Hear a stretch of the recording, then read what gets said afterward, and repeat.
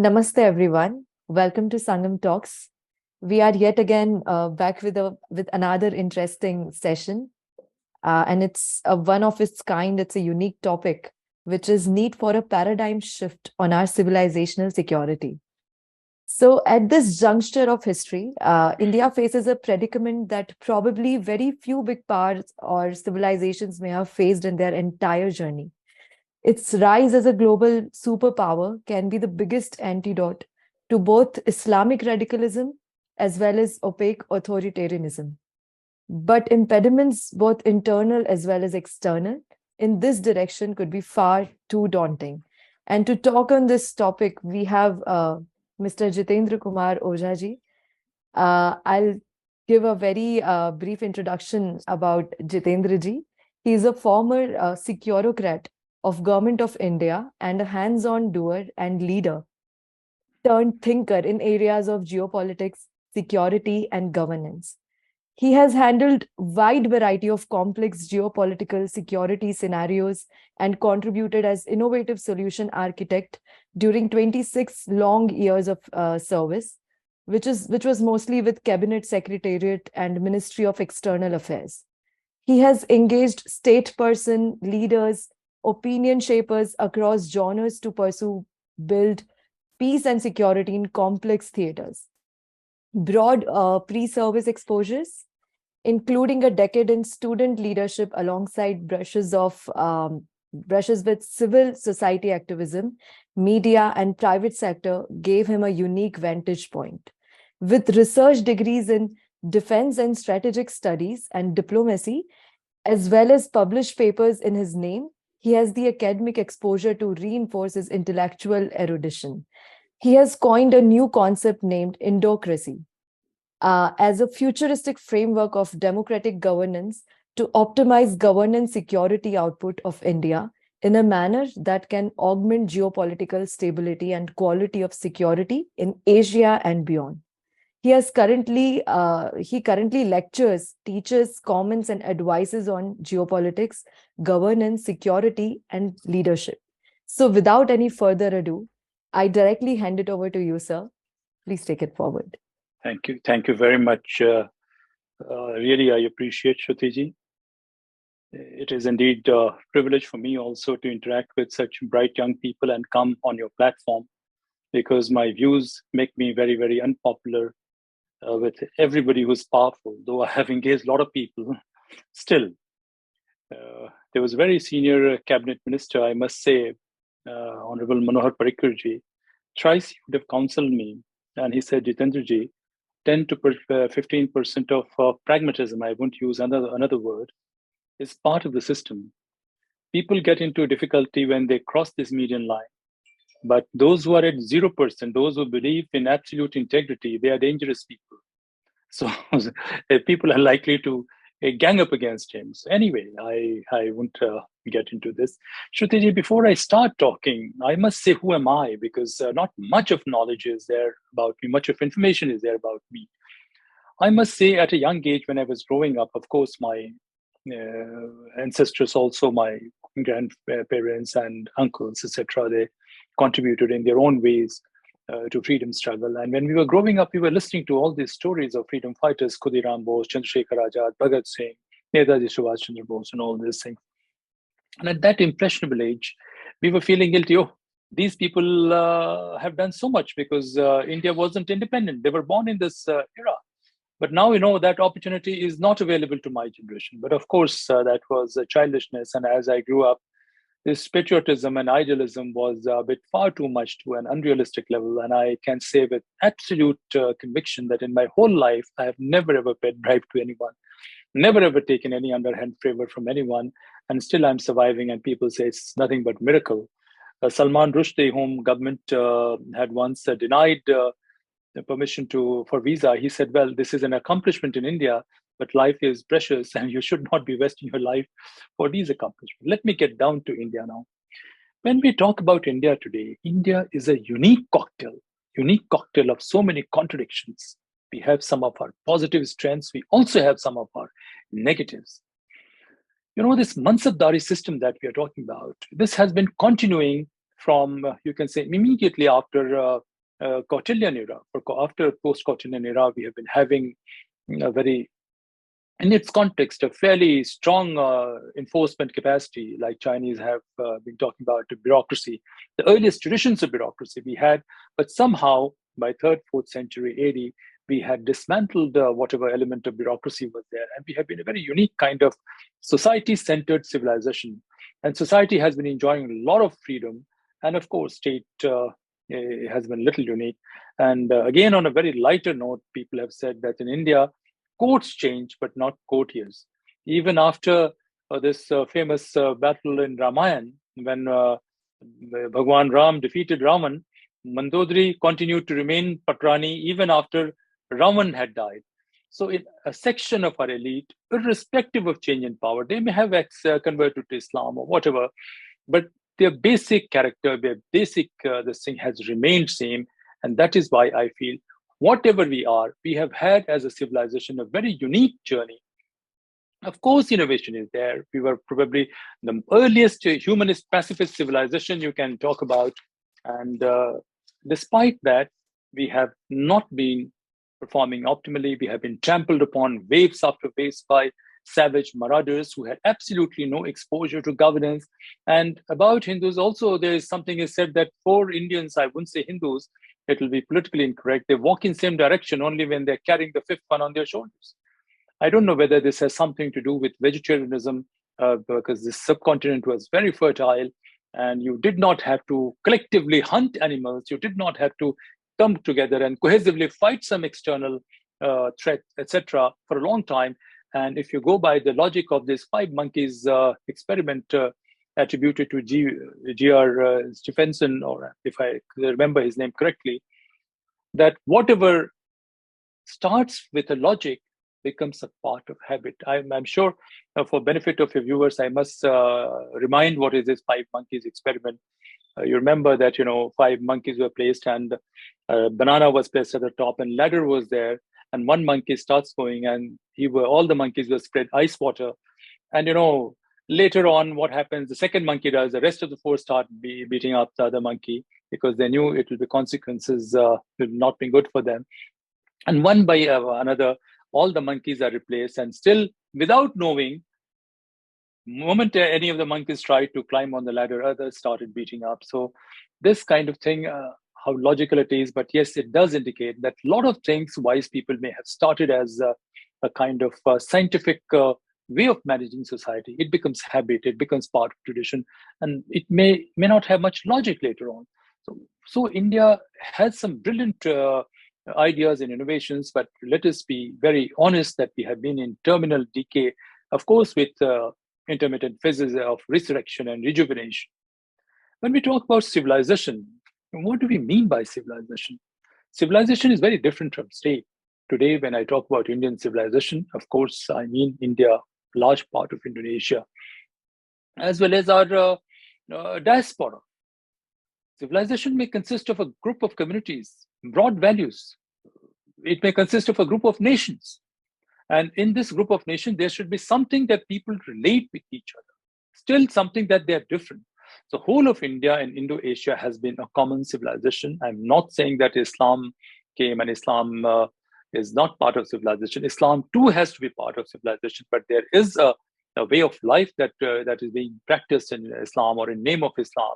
The way organized crime has hijacked it, the way some of their violent habits have impacted somewhat Islamic upbringing we talk about, those are definitely a threat and those need to be addressed. I'm not trying to say that everybody who's an adherent of Islam is someone we have to threaten. Many of my Muslim friends closely interacting with me, they have been saying the beauty of India, beauty of Hinduism, beauty of multiculturalism, that you may not belong to, may not have to read a particular book. You may worship whatever God you wish to, and you need not even worship, and still you're part of it. You still observe certain level of integrity. You still observe certain level of humility. You still relate with nature. So large part of these things, even if you're not reading, like Monkey's logic we are talking about, that was in a negative sense, but in positive sense also we follow something. But societies undergo change. Sometimes they go metamorphic transformation. and something becomes very difficult to distinguish it from what it was in the past. So India, we are talking about at this point, at this juncture of time, I once again repeat, we are a very strange cocktail of multiple values, some contradictory, some of them extremely brilliant. And it was entirely our strength of humanist pacifist values that we have been able to sustain democracy, this kind of open and competitive political system under extremely adverse circumstances. Most of the European nations, when they brought this model of democracy, they had attained a certain level of economic prosperity. They had managed to eliminate a lot of space for, you can say, conflict, and very brilliant institutions, etc. They evolved. Another thing about Western democracy, we have to see that, in medieval era, how church had become oppressive. But 3 or 4 movements we trace. One was, of course, Magna Carta, and soon after that, Renaissance. Second was Reformation movement and Calvinism, and third was Enlightenment movement and Industrial Revolution. So all these things had created a kind of social soil or transformational soil in which this kind of competitive political system could sustain. Exceptional phase of leadership was there. But in India, we did fight against the colonial power, but it was inner strength of our values that helped us sustain this kind of open and competitive political system under very difficult circumstances. And right in the introduction, you have said why India is important. Both we see there are elements of piracy even now in the Western democracy. America, the great nation, the most powerful nation. You see extreme inequality is gripping America right now following this Reaganomics and Thatcherism. A lot of people are leading miserable lives. Psychological health is a consideration. At one level, you have extreme opulence and prosperity, and at another level, people are living subhuman existence. Of course, it has its own strength, but I'm not trying to run it down, but it has its downside, and that has to be addressed.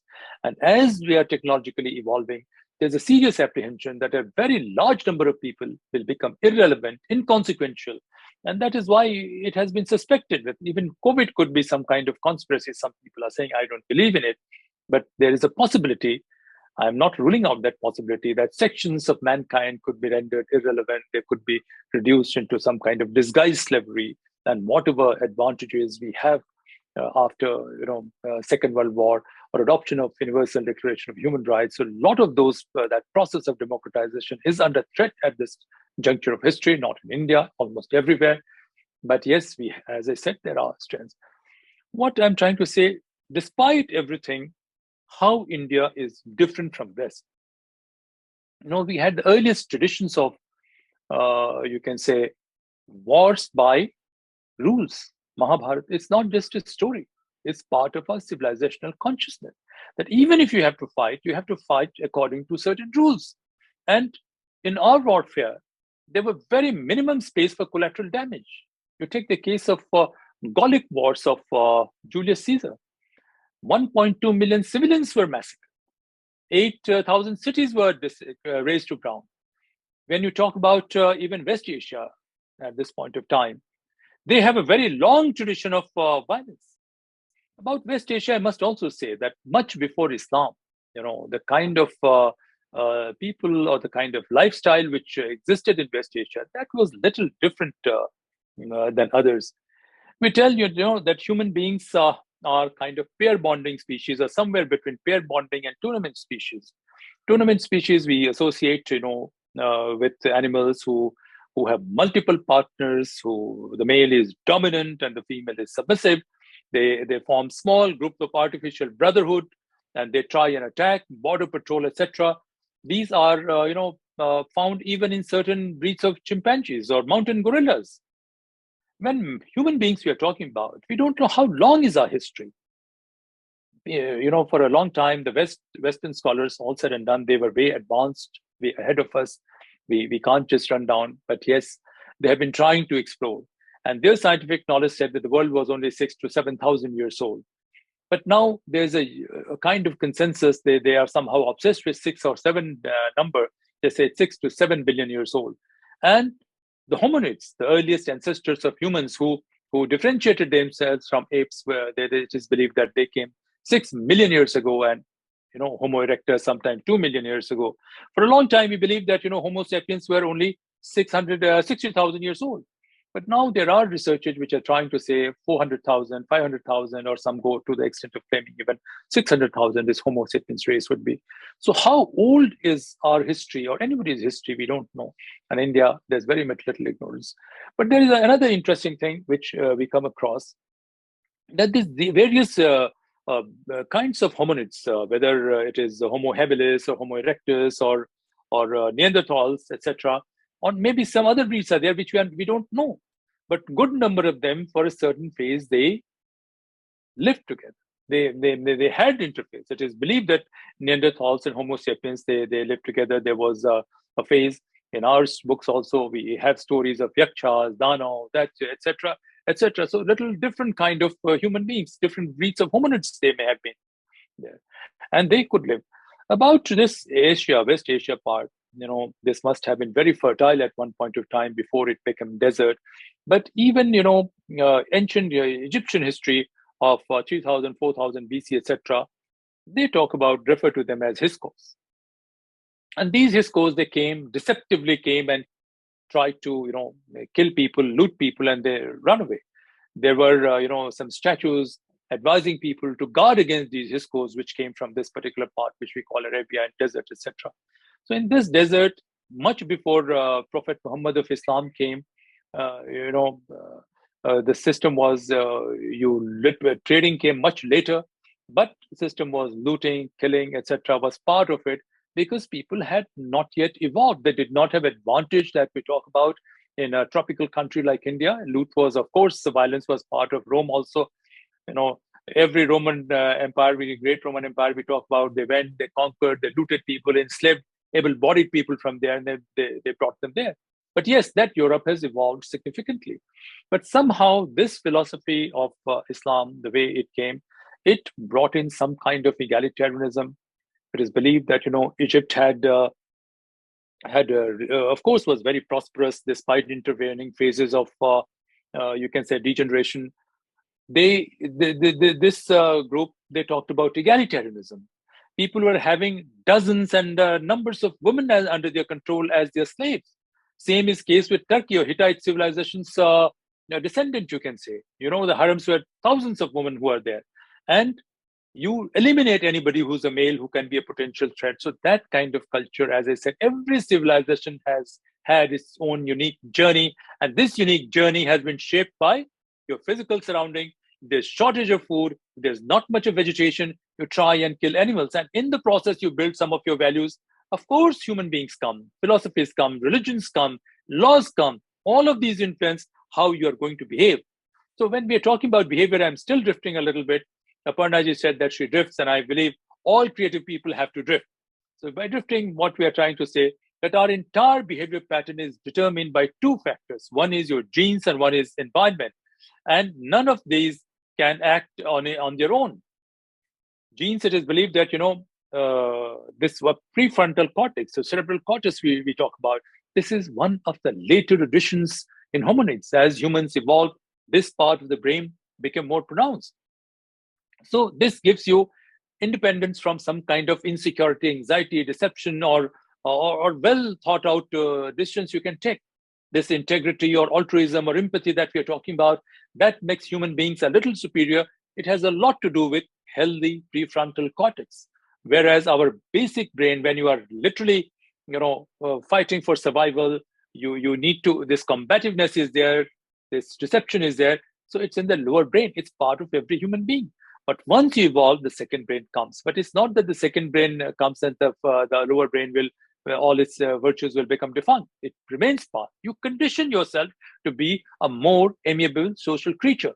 Somehow, for some reason, I won't blame them. Human beings they tend to decay. They tend to degenerate. Somehow, most of these established agrarian civilizations, they became far too hierarchical. And particularly, I would say our civilization, Indian civilization, we became inward looking. From era of Mahajanapadas, etc., what happened? We started having hereditary rulers, etc. This wasn't part of our civilization. If you take the Raja Bharat story, Raja Bharat had nominated Bhuvayu as his successor. And who was Bhuvayu? Huai was believed to be an ordinary, young, capable person, and he was a leader. Raja was not a kind of a steeply hierarchical, oppressive authority. But we also degenerated. We started making gods out of kings. We started worshipping human beings, etc. And we also deviated. Some of our real strength of civilization, if you talk about, as I said, pacifist humanist civilization. We didn't have mega structures like this Giza's pyramids or Iranian impressive structures. Iran is a relatively younger civilization. Reason being, most of these ancient monuments, these were made by slave labor.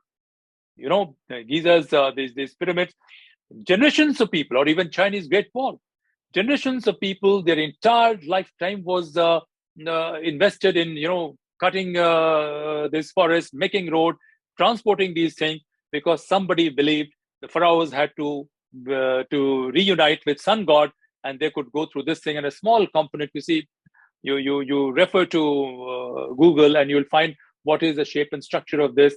And one man, so much of narcissism that he had to be reunited with sun god, and this was this massive pyramid was built, and thousands and thousands of people, their entire lifetime was vested in this kind of slavery. So people say we did not have massive structures. Let us be clear, because we did not have very organized slavery. Everything, including Roman monuments, every impressive building was made by slave labor. And once these slaves, they died, even their bones were placed into these buildings. This is the history of Great Wall of China as well. So we have to say earliest tradition of humanism, pacifism, no impressive structures. We fought rules we fought wars by rules, and caste, etc., entitlement. These are later era innovations. These were not part of our original values. Even Cambridge history or Oxford history of India, they say that in the same family, depending upon profession, children went to different this thing. They were assigned different caste. You can say it wasn't really caste, a kind of class. It was different profession.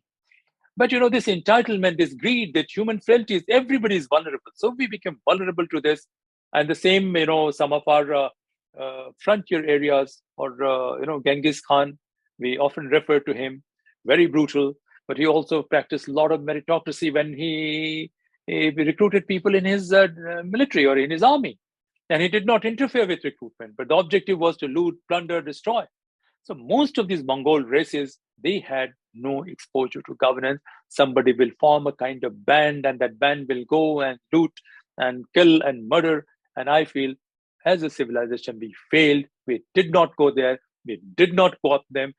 As we went to, certain places like Cambodia or Srivijaya Kingdom, or the influence of Buddhism, when it went up to Japan, they also associate with it.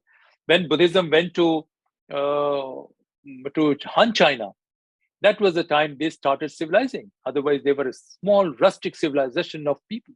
But when we talk about our great strengths, we also have to be careful about our great follies. Some of our strengths have remained, but some of our follies have also remained. But yes, when we started building some structures, these were beautiful, exquisite structures, but these were temples. And temples had less to do with God. Temples are more to do with a kind of social life where people could go, their values could remain intact. When you remember and go to a temple and you see God or that is divine, this thing, there's some kind of purity in your heart comes automatically, and integrity and altruism that we are talking about, empathy that we are talking about. These three attributes, these help foster. So what I'm trying to say, that how we are distinct from others, but yes, we also decade. I must tell a little bit about Mamluks and Mongols. Have you heard about a concept of Mamluk? Who were Mamluk? When these people, as I said, someone become a chief of a warring group, what did they do? They went and purchased able-bodied, healthy children, because food was a scarcity. So certain families which had able-bodied and capable children, they could not afford them. They sold to these chieftains, and these are the people who are called Mamluks. And Mahmud Ghaznavi or Gori or this thing, they were all Mamluks. They were slaves. So when people have lived a subhuman existence, they have lived like a slave, no exposure to civility. What do you expect from them? They are desperate, fighting for survival. And this is why one India's Panditji a story is there that he was brought to the court of Alauddin Khilji and said, you convert to Islam. Panditji smilingly with his scripture, holy book, whatever. We had large number of holy books, Upanishad, Ved, etc. He happily died, but he said, no, you are not civilized enough. So here, the point that I'm trying to highlight, Shrutiji and other members of audience, is that there are two elements of any civilization. One is state, one is society. And the relationship between state and society has to be a very dynamic one. Both must empower each other, both must reinforce each other. So sometimes in society, even if there are misguided freedom, even if there's some kind of ignorance and freedom is coming up, unless and until it is harming entire society drastically, that freedom has to be permitted, that drifting has to be permitted for sake of creativity, for sake of innovation. And without innovation, there can be no excellence. But when this balance gets disrupted, civilizations decimate. So, same India, when Ashoka went to attack Takshila, this is a much later history I'm talking about. At one level, I'm talking about millions, and one level, we are talking about few thousands. So Ashoka's history is very recent if we talk about our history as a civilization. Ashoka went to attack Takshila, entire mass of people, they welcomed him because they wanted to identify with Magad. Magad was an opportunity. Everybody wanted to be subject of Magad. But unlike Rome, where you kill and millions of people, you raise cities to ground, and you do this thing, and you have a very clear distinction between patrician and plebeian class, this was far more humane. We are not saying that we were absolutely wonderful. Yes, we were, in that context, fairly wonderful. Buddha's this thing we are talking about on society-centric part of it. At time of when Bhagwan Buddha came and he was preaching, Jain phase is also around that time. In that 100, 200 years, there were nearly 200 social reform movements going on in India. That was considered a kind of Renaissance or equivalent. And it was, you can say, a rebound of Kautilyan statecraft that we had exceptional prosperity in during Gupta era, and where Fahian himself has mentioned that he could travel throughout length and the breadth of the country without being molested, and people offered food. So this kind of social order was created, on the basis of a strong, you can say, equilibrium, a mutually empowering equilibrium between state and society. So this is how India is different. Maybe in our part of the world, for a variety of reasons, people had evolved. They had talked about rules, regulations, social values, customs, they set, so that we had a far more vibrant and resilient society, and compared to others. Statecraft also we had, otherwise, with minimum use of force, we wanted to fight war, where minimum collateral damage was there. So these were our strengths. Somehow we lost from our strengths. Some of these elements have continued to remain. But right now, I will now focus on future. Where do we stand? Of course, we are a large country, but as a civilization, we have been shrinking. My friends in Syria, they said Syria's real name was Surya Pradesh. It's because there was a lot of sunshine. Even Raja Bharat's kingdom, empire rather, mentions huge this thing. So by that logic, it looks like that nearly most parts of the world, he had some kind of connection or contact. So anyway, we should not really focus at this point of time that our past was so great, because this is a kind of loser's consolation that, look, our past was great. No, I just told it so that we could understand and interpret a little bit of history. I was listening to a very eminent historian, and there was massive crowd at that event, and I could not get a seat. And I found that entire approach was very clerical. That, look, some violence happened by Muslims in this area, some Hindus also looted temples, some happened. But that kind of thing, that, look, what was the culture in Turkey? What was the culture and values in Arabia? What were the values in Egypt? What were the values in Iran? There was very little mention about it. Of course, we cannot say these were very inferior civilizations, but in their civilization, what happened? That's a small number of people, they contributed. They had everything, even Babylon you talk about, or you talk about Sumerian civilization. It's also kind of some kind of democracy was there in Sumeria, where, all able, healthy male population, they collectively decided their affairs.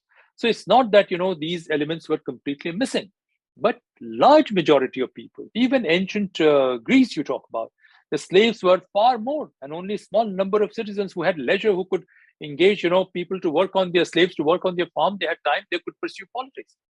So that kind of humanism hasn't been there. Slaves were not required because we were not obsessed with this massive public infrastructure. That was not there. This land was fertile, so people did not have to collectively hunt together. Of course, it's not that hunting was absent, it was there. In terms of degree, the difference was huge.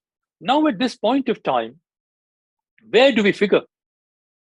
Entire subcontinent, which we call India today, it accounts for 3.5% of total land mass on this planet.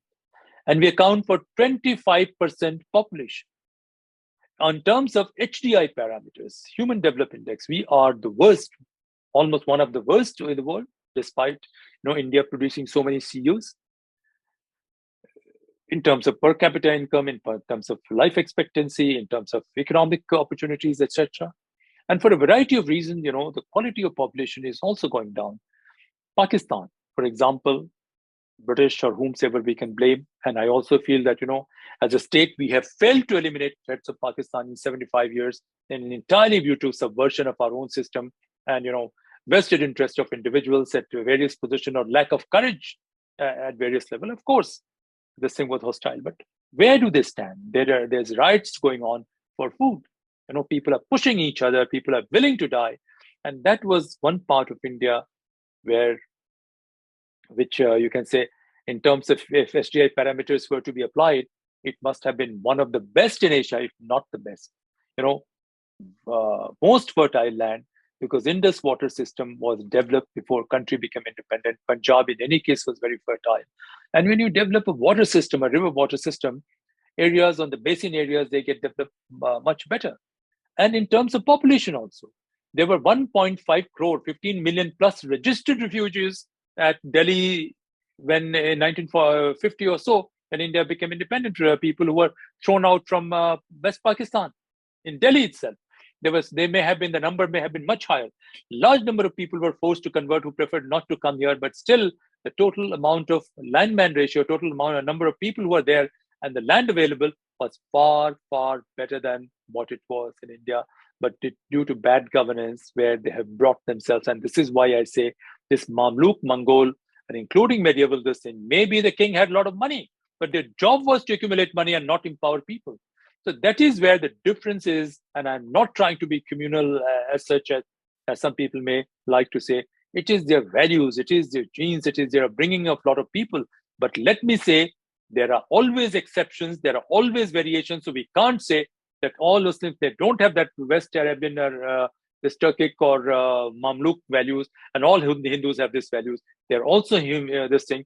But what I'm talking about, a broad dominant trend. This is what Hindu governance should have been.